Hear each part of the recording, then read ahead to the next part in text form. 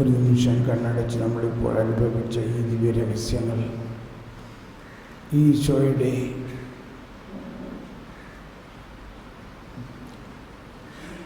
നീതിയുടെ കവാടം തുറന്നു. ദൈവം നമ്മെ നീതീകരിച്ചിരിക്കുന്നു. ഒരു മനുഷ്യൻ്റെ പാപം മൂലം പ്രപഞ്ചത്തിലുണ്ടായ സകല തിന്മകളും യേശു ഏറ്റെടുത്ത് സകല മനുഷ്യരെയും നീതീകരിച്ചിരിക്കുന്നു. എന്നാൽ അത് എല്ലാവരും അനുഭവം ആയിട്ടില്ല, അനുഭവമായിക്കൊണ്ടിരിക്കുന്നു. കർത്താവേ, ഞങ്ങൾ തന്നെ ഇത് അനുഭവമാക്കുന്നതിന് ഞങ്ങളൊരിക്കൽ കൂടി ആഴമായ ഹൃദയത്തിൽ വിശ്വസിക്കുന്നു. വിശ്വാസപൂർവം നമ്മൾ സ്വീകരിച്ച ദിവ്യരഹസ്യങ്ങൾ ഞങ്ങളുടെ ശിക്ഷാവിധിക്ക് കാരണമാകാതെ കടങ്ങളും പാവങ്ങളും പുറത്ത് സ്വർഗരാജ്യത്തിൽ നവമായ ജീവിതം ഇതെല്ലാം ഓർക്കുക. സ്വർഗരാജ്യത്തിൽ നല്ല കള്ളനോടൊപ്പം പ്രവേശിക്കുന്നതിന് നമ്മെ പവിത്രീകരിക്കുന്ന ദിവ്യരഹസ്യങ്ങൾ, അതാണ് വിശുദ്ധീകരണത്തിനേക്കാൾ നല്ല വാക്ക് പവിത്രീകരണം. ദൈവത്തിൻ്റെ മഹത്വവും വിശുദ്ധിയും നമ്മളെ പൊതിയുന്നു.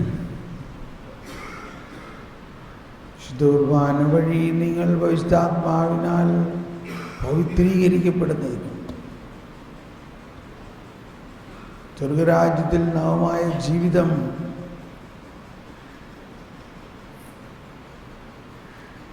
ശരീരങ്ങളുടെ ഉയർപ്പും ആത്മാവിൻ്റെ രക്ഷയും എല്ലാം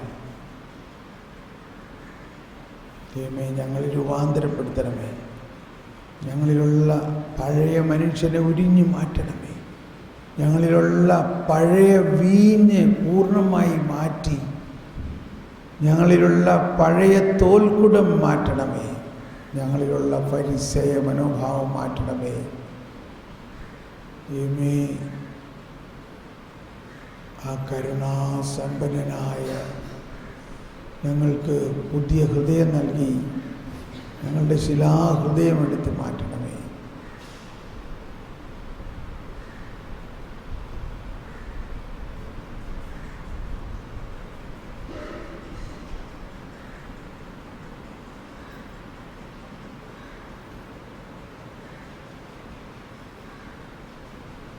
സ്വർഗ്ഗം ഭൂമിയിലിറങ്ങി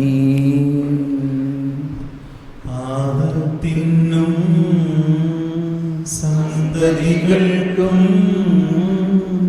പറുദീസായിൽ പുനരധിവാസം നൽകുന്നതിനായി സ്വർഗ്ഗം തന്നെ ഭൂവിലിറങ്ങി മഹിതാത്ഭുതമേ. ആ അത്ഭുതമാണ് നമ്മളിപ്പോൾ ആഘോഷിച്ചത്. ലോകം മുഴുവനെയും പവിത്രീകരിക്കുന്നതിന് ഇനി മറ്റൊരു ബലിയുടെ ആവശ്യമില്ല.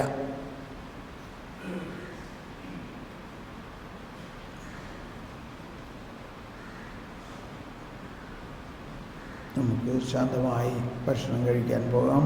നമ്മൾ 2:15 തിരിച്ചു വരും. 2:15.